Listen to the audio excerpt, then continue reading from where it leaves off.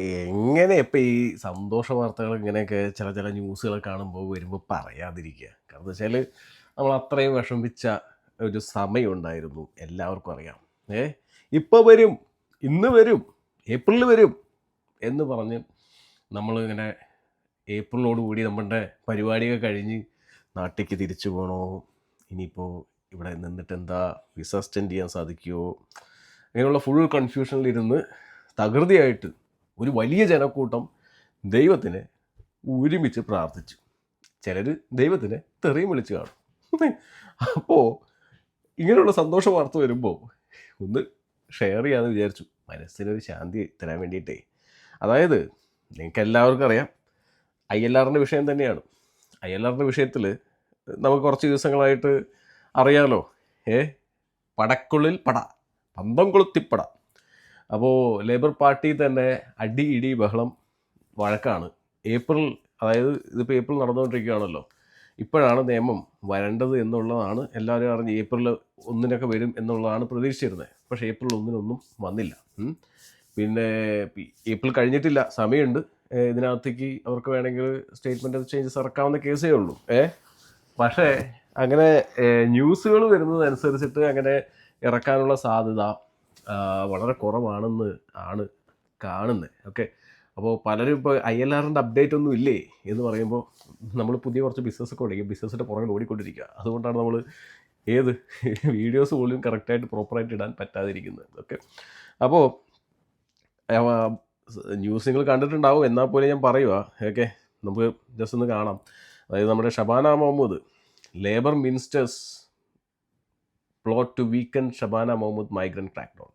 അതായത് പാർട്ടിയിലെ ഗവൺമെൻറ് തന്നെ പാർട്ടിക്കുള്ളിൽ പടയില്ലേ MP-മാർ, അവരെ ഈ പറഞ്ഞ നിയമം പാസ്സാക്കി എടുക്കാതിരിക്കാൻ വേണ്ടി പല രീതിയിലുള്ള അടിവലികൾ ഇല്ലെങ്കിൽ കുതികാല് വെട്ടൽ നടക്കുന്നു എന്ന്. അതായത് ഹോം സെക്രട്ടറി ആദ്യം വന്ന് നമുക്കെല്ലാവർക്കും അറിയാം ജഗപുകയായിരുന്നു. വന്നിട്ട് ഇന്ന നിയമം വരുന്നു, ഇന്ന നിയമം ഇപ്പോൾ വരും, ഒരു മൈഗ്രൻസിന് ഇവിടെ സിറ്റിസൺഷിപ്പ് ഇല്ല, 20 years വെയിറ്റ് ചെയ്യണം, 40 years വെയിറ്റ് ചെയ്യണം, care workers unskilled, low skilled, mid skilled, low skilled, ഒരു ചീപ്പ് ലേബർ. ഇവർക്ക് ബോറിസ് വേവിൻ്റെ കാലത്ത് വന്നാണ്. വെറും 40,000 വേക്കൻസി ഉള്ള സമയത്ത് 6 ലക്ഷം എത്ര ആൾക്കാർ കയറി വന്നു എന്നൊക്കെ പറഞ്ഞ് പുള്ളിക്കാരി മാസ് ഡയലോഗ് അടിച്ച് കുറേ നിയമങ്ങൾ ഇങ്ങനെ പോളിസികൾ കൊണ്ടിറക്കിയപ്പോൾ തന്നെ നമ്മൾ ചെക്ക് വെച്ച് നമ്മൾ പോളിസിക്കെതിരെ MP-മാർക്ക് മെയിൽ ചെയ്ത് തുടങ്ങി. പെറ്റീഷൻസ് 1, 2, 3 പെറ്റീഷൻസ് അല്ല, ഒരുപാട് പെറ്റീഷൻസ് ഇട്ടു. പലതും അവർ സ്ക്രാപ്പ് ചെയ്തു. അവസാന നിമിഷം വരെ, അതായത് ജനുവരി വരെ, 2026 ജനുവരി വരെ നമ്മൾ ഭയന്നിരുന്നു. കാരണം വെച്ച് കഴിഞ്ഞാൽ നിയമം വരും എന്ന് തന്നെയാണ് എല്ലാവരും പറഞ്ഞത്, എല്ലാ വിദഗ്ധന്മാരും പറഞ്ഞത്. ഓക്കെ, അപ്പോൾ നമ്മളറിയാലോ, യൂറോപ്യൻ കൺവെൻഷൻ ഹ്യൂമൻ റൈറ്റ്സിൻ്റെ പരിപാടിയൊക്കെ, അതൊന്നും വെച്ച് നടക്കില്ല, നമ്മൾ കോർട്ടിൽ ചലഞ്ച് ചെയ്യുമെന്ന് പറഞ്ഞ് നമ്മൾ പെറ്റീഷൻസ് കളക്ട് ചെയ്ത് ഗ്രൂപ്പുകൾ ക്രിയേറ്റ് ചെയ്ത് SMP പോലെയും SMA പോലെയുള്ള പല ഗ്രൂപ്പുകൾ ക്രിയേറ്റ് ചെയ്ത് ഇതിനു വേണ്ടിയുള്ള പ്രൊട്ടസ്റ്റ് യൂണിസനെ നമ്മൾ പോയി കണ്ട്, പല കാര്യങ്ങൾ നമ്മൾ നേരിട്ട് പോയി കണ്ട് ചെയ്ത്. യൂണിസൺ അന്നും പറഞ്ഞതാ ഒരു കാര്യമാണ്, നമ്മൾ MP-മാരെ ചാടിക്കണം, അതിനു വേണ്ടിയുള്ള പരിപാടി ചെയ്യണം. കറക്റ്റായിട്ട് ആ പരിപാടി യൂണിസൺ വെട്ടിപ്പായിട്ട് ചെയ്തു. ഇതിൻ്റെ ക്രെഡിറ്റ് യൂണിസന് മാത്രമാണ്. വേറൊരു സംഘടനയ്ക്ക് നമുക്ക് കൊടുക്കണമെന്ന് ചോദിച്ചു കഴിഞ്ഞാൽ കൊടുക്കാം കേട്ടോ. കാരണം ഈ അടുത്ത ഒരുപാട് സംഘടനകൾ ഇറങ്ങിയിട്ടുണ്ട്, എല്ലാവരും നമുക്ക് വേണ്ടി സപ്പോർട്ടായിട്ട് ഇറങ്ങിയിട്ടുണ്ട്, സംഘടനകളെല്ലാം ഒരുമിച്ച് നിൽക്കുന്നു എന്നുള്ളതാണ്. അപ്പോൾ അതിൻ്റെ ഭാഗമായിട്ട് ഈ അടുത്തൊരു far right anti far right protest റാലിയൊക്കെ പരിപാടിയൊക്കെ നടന്നിട്ടുണ്ടായിരുന്നു. അപ്പോൾ അതിൽ ഒരുപാട് സംഘടനകൾ ഒത്തുചേർന്നു. അതുപോലെ തന്നെ സ്കോട്ട്ലാൻഡിൽ നിന്നുള്ള പല സംഘടനകളും കത്തയക്കുകയും പരിപാടിയും കാര്യങ്ങളൊക്കെ ചെയ്തു. അതായത് പ്രഷർ എന്ന് പറഞ്ഞു കഴിഞ്ഞാൽ പുള്ളിക്കാരി വന്നു സംതിങ് അതെ ഇപ്പം കൊണ്ടുവരും എന്ന് പറഞ്ഞു പോയ സാധനം ഇച്ചിരി പാടുപെട്ടു ഇളക്കാനായിട്ട്. ഇപ്പോഴും പുള്ളിക്കാരി അടിയാണ്, ഞാനിപ്പോൾ രാജിവെച്ച് പുറത്തു പോകും എന്ന് പറഞ്ഞുള്ള ഒരു അടിയാണ് നടന്നുകൊണ്ടിരിക്കുന്നത്. അതായത് home secretary is facing huge pressure from within her own party over the proposed changes to immigration system. അതായത് സ്വന്തം പാർട്ടിക്കാരെ പറഞ്ഞ് മനസ്സിലാക്കാതെ എന്നിട്ട് ബാക്കിയുള്ള പാർട്ടിക്കാരുടെ വോട്ട് നേടിയെടുക്കാൻ വരാം പുറത്തേക്ക്, ഇല്ലെങ്കിൽ ജനങ്ങളെ പറഞ്ഞ് മനസ്സിലാക്കാം. അതായത് സ്വന്തം പാർട്ടിക്ക് അകത്തുനിന്നുള്ള ആൾക്കാർ തന്നെ നോ വേണ്ട, കളി വേണ്ട, തൊട്ട് കളിക്കണ്ട. കാരണം എന്ന് വെച്ച് കഴിഞ്ഞാൽ ഇവിടെ ഗ്രീൻ പാർട്ടി ഇപ്പോൾ 2ാം സ്ഥാനത്തേക്ക് വന്നുകൊണ്ടിരിക്കുക. അതായത് റിഫോം വീഴുന്നു, റിഫോം ആക്ച്വലി തകർന്നു കുറച്ച്. അതിന് കുറച്ച് പൊളിറ്റിക്സ് സംസാരിക്കാം. അതെ ഗൈസ്, പൊളിറ്റിക്സിൽ ഒരു കാര്യം പറയാം. മാഞ്ചസ്റ്ററിൽ അടിപതറി ലേബർ. മാഞ്ചസ്റ്ററിൽ ഇവിടെ ഒരുപാട് പേര് മലയാളികൾ ഉൾപ്പെടെ ലേബറിനെ വോട്ട് ചെയ്യാൻ വേണ്ടിയിട്ടൊക്കെ വന്നിട്ടുണ്ടായിരുന്നേ. അപ്പോൾ ശരിക്കും പറഞ്ഞു കഴിഞ്ഞാൽ ഞാൻ ഒരു വീഡിയോ ചെയ്തു, അതായത് സത്യമായിട്ട് ആ വീഡിയോ പലരും പറഞ്ഞു അത് ചില മലയാളികൾ ആ വീഡിയോ കണ്ടു ഏറ്റെടുത്തു എന്നൊക്കെ പറഞ്ഞ് കഴിഞ്ഞ ദിവസം ഒരു ഗ്രൂപ്പ് നമ്മൾ വിളിച്ചായിരുന്നു. ഓക്കെ, അപ്പോൾ അത് വളരെ സന്തോഷം ആ വീഡിയോ ഏറ്റെടുത്തതിൽ. ഞാൻ ചോദിച്ച ചോദ്യമേ ഉള്ളൂ, ഇത്രയേ ഉള്ളൂ.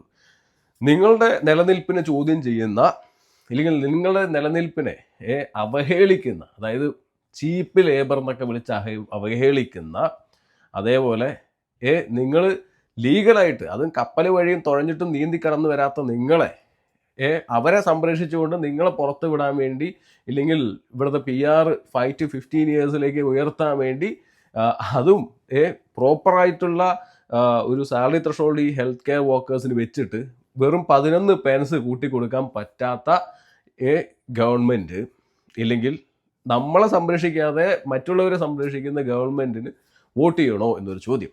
ഈ ചോദ്യം നിങ്ങളുടെ അടുത്ത് ഇപ്പോഴും ഉണ്ട്. ഓക്കെ, ഇനി May 7 അതിനൊരു വീഡിയോ സെപ്പറേറ്റ് ഞാൻ തരും. May 7 ഇവിടെ ഫുൾ മേയർ എലക്ഷൻസ് നടക്കാൻ പോവാ. ഇതിനകത്ത് അറിയാം ശരിക്കും പറഞ്ഞു കഴിഞ്ഞാൽ ഗവൺമെൻറ്റിൻ്റെ പ്രഷർ. ഞാൻ കഴിഞ്ഞ ദിവസം ഒരു വീഡിയോ ഇട്ടു, ഇത് ചിലപ്പോൾ ഗവൺമെൻറ്റിൻ്റെ ഒരു ഗിമിക്കായിരിക്കും. കാരണം വെച്ച് വേറെ ഒന്നുമല്ല, ഈ എലക്ഷൻ നടക്കുന്നവരെ ആളുകളെ പതറി പോവാതിരിക്കാൻ പിടിച്ചു വെച്ചിട്ട്, അതായത് ഇപ്പോൾ എന്താ പറയുക, ഇപ്പോൾ നമ്മൾ പറയുന്ന പോലെ എലക്ഷൻ ആകുമ്പോൾ പല നാടകങ്ങളും കാണുമല്ലോ. ഇപ്പോൾ ഈ സമയത്ത് നിയമം പാസ്സാക്കി കഴിഞ്ഞു കഴിഞ്ഞാൽ അമ്പയെ പൊട്ടി, ഇപ്പോഴേ പൊട്ടുന്ന ഉറപ്പാണ്. അപ്പോൾ അമ്പയെ പൊട്ടി മൊത്തത്തോടെ തൂത്തുവാരി പോവും എന്നുള്ള കാര്യം ഗവൺമെൻറ്റിനും അറിയാം. അപ്പോൾ അതുകൊണ്ടുള്ളൊരു പരിപാടി ആയിരിക്കാം. സോ അതുകൊണ്ട് തന്നെ എല്ലാവരും തന്നെ നിങ്ങളെ ഉപദ്രവിച്ച പാർട്ടികൾ, ഇല്ലെങ്കിൽ ഉപദ്രവിക്കാൻ പോകുന്ന പാർട്ടികൾ, അതിനകത്ത് മലയാളികൾ ഇനി കാൻഡിഡേറ്റ് ആയിട്ട് നിൽക്കും എന്ന് പറഞ്ഞാൽ പോലും തിരിഞ്ഞു നോക്കണ്ട. ഇത്രേ പറയാനുള്ളൂ. വളരെ ക്ലിയർ ആയിട്ടുള്ള സ്റ്റേറ്റ്മെൻ്റ് ആണ്. അതിനകത്ത് നിങ്ങൾ നിങ്ങളുടെ കൂടപ്പറപ്പ് നിന്നാൽ പോലും നിങ്ങളുടെ നിലനിൽപ്പിനെ ചോദ്യം ചെയ്യുന്ന ഒരു നിയമത്തിൽ, ഇല്ലെങ്കിൽ ഒരു അടിയുറച്ച വിശ്വാസത്തെ ഫോളോ ചെയ്യുന്ന ആളുകളാണെന്നുണ്ടെങ്കിൽ നിങ്ങൾക്ക് വോട്ട് ചെയ്യണമെന്ന് നിങ്ങൾ തിരിച്ചാൽ മതി. നമ്മൾ ചെയ്യില്ല, നമ്മൾ ചെയ്യാൻ പോകുന്നില്ല എന്നുള്ളതാണ്. കാരണം വെച്ചാൽ നമുക്ക് നമ്മുടെ നിലനിൽപ്പാണ് ഇമ്പോർട്ടൻറ്റ്. ഇനി പൊളിറ്റിക്സിലേക്ക് വരാം. റിഫോം പാർട്ടി ഇപ്പോൾ ഇലക്ഷൻ നടന്നു കഴിഞ്ഞാൽ ജയിച്ച് കയറിപ്പോവും എന്ന് പറഞ്ഞ പാർട്ടിയിൽ ഇപ്പോൾ ഒരു പ്രശ്നം പറ്റി. അതായത് നൈജൽ ഫറാജ് എല്ലാവരുടെയും PR എടുത്ത് കളയുമെന്ന് പറഞ്ഞ നൈജൽ ഫറാജിൻ്റെ പാർട്ടിക്ക് അപ്പുറത്ത് വേറൊരു പാർട്ടി കയറി വന്നു ഇതേപോലെ. അതായത് നൈജൽ ഫറാജിനെയും കാട്ടി കൂടുതൽ ഫാർ റൈറ്റ് ചിന്താഗതിയുള്ളൊരു പാർട്ടി കയറി വന്ന് അവർ ആക്ച്വലി ഇപ്പോൾ കോമ്പറ്റീഷനാണ്. അപ്പോൾ നൈജലിന് കിട്ടുന്ന റിഫോമിലെ കുറേ വോട്ടുകൾ അങ്ങോട്ട് പോകുന്നു. അവരുടെ എന്താ പറയുക, അവരുടെ ഈ വളർച്ചയും വളരെ ഫാസ്റ്റ് ആയിട്ട് വരുന്നു. അപ്പോൾ ഇതിൽ കോമഡി എന്ന് വെച്ച് കഴിഞ്ഞാൽ ഫാർ റൈറ്റ്സ്, ഇല്ലെങ്കിൽ ഈ ചിന്താഗതിക്കാരുടെ പാർട്ടി സ്പ്ലിറ്റായി. ഓക്കെ, സ്പ്ലിറ്റായി കഴിഞ്ഞപ്പോൾ ഇനി അവിടെ ഉള്ളത് ലേബറും കൺസർവേറ്റീവും, പിന്നെ പുതിയതായിട്ട് ഈ റോക്കറ്റ് സ്പീഡിൽ കയറി വരുന്ന ഗ്രീൻ പാർട്ടി, അതായത് മൈഗ്രൻസിനെ സപ്പോർട്ട് ചെയ്യുന്ന migrant party. Okay, green party എല്ലാ മൈഗ്രൻസിനും വെൽക്കം എന്ന് പറയുന്ന പാർട്ടി. ഓക്കെ, അപ്പോൾ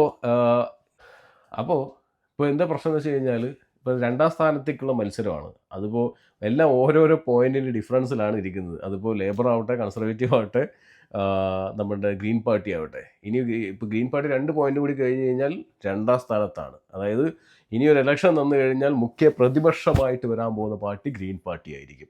അതായത് റിഫോമിൻ്റെ 10-30% പോയിന്റ് നേടിയ റിഫോം 24% താഴ്ന്നിരിക്കുക. അപ്പോൾ അതുകൊണ്ട് തന്നെ കോമ്പറ്റീഷൻസ് റിഫോമും ഗ്രീനുമായിട്ടായിരിക്കും. അപ്പോൾ കൂടുതൽ മൈഗ്രൻസ്, അതായത് ഇവിടെ വന്നിട്ടുള്ള മൈഗ്രൻസ് മൊത്തം വോട്ട് ചെയ്യുന്നത് ഇനി ഗ്രീൻ പാർട്ടിക്കായിരിക്കും, ലേബർ പാർട്ടിക്കല്ല. സോ അതുകൊണ്ട് തന്നെ നിങ്ങളെ ചിന്തിക്കുക, നിങ്ങളെ ഉപദ്രവിച്ച പാർട്ടി, നിങ്ങളുടെ നിലനിൽപ്പിന് ഭീഷണിയാവുന്ന പാർട്ടി. ഇപ്പോൾ നമ്മുടെ വീടിൻ്റെ മേലേക്ക് ഒരു മരം ചാഞ്ഞു നിന്ന് കഴിഞ്ഞാൽ അത് എത്ര വില പിടിപ്പുള്ള മരമാണെങ്കിലും നമ്മൾ വെട്ടൂലേ? ദാറ്റ്സ് ഓൾ, അത്രയേ ഉള്ളൂ. അപ്പോൾ അതുകൊണ്ട് തന്നെ ഗൈസ് ചിന്തിക്കുക, ചിന്തിച്ച് വോട്ട് ചെയ്യുക. സെപ്പറേറ്റ് വീഡിയോ തരാം, ഇതൊരു സാമ്പിൾ. അപ്പോൾ പറഞ്ഞു വരുന്ന കാര്യം എന്ന് വെച്ച് കഴിഞ്ഞാൽ, ലേബർ പാർട്ടിക്കകത്ത് ഗവൺമെൻറ് തന്നെ കാലുവാരിക്കൊണ്ടിരിക്കുന്നു. ഷബാന മഹ്മൂദ് ഒറ്റക്കായിക്കൊണ്ടിരിക്കുന്നു, ഒറ്റപ്പെട്ടുകൊണ്ടിരിക്കുന്നു.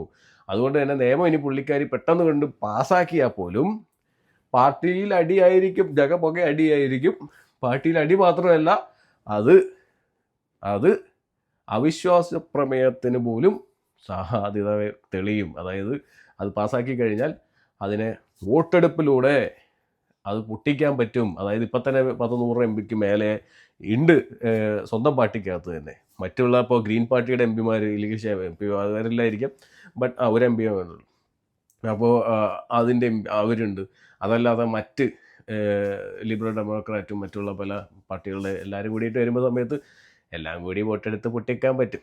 പിന്നെ അതുമല്ല കോർട്ടിൽ ചലഞ്ച് ചെയ്യാൻ പറ്റുമല്ലോ. സോ ഗൈസ്, നിങ്ങൾ സമാധാനമായിട്ടിരിക്കുക. ഈ വർഷം PR അപ്ലൈ ചെയ്യാനുള്ളവരൊക്കെ പോയിട്ട് ലൈഫ് ഇൻ UK ടെസ്റ്റും അതുപോലെ IELTS OET ഒക്കെ എടുത്ത് പഠിക്കുക, IELTS ഒക്കെ എടുത്ത് പഠിക്കുക, അല്ലെങ്കിൽ സെലക്ടൊക്കെ എടുത്ത് പഠിക്കുക. PR-ന് വേണ്ടിയുള്ള പരിപാടികൾ നോക്കുക. നിരാശയുണ്ടാവും ചിലർക്ക്, ഇരിക്കട്ടെ, നന്നായി വാ.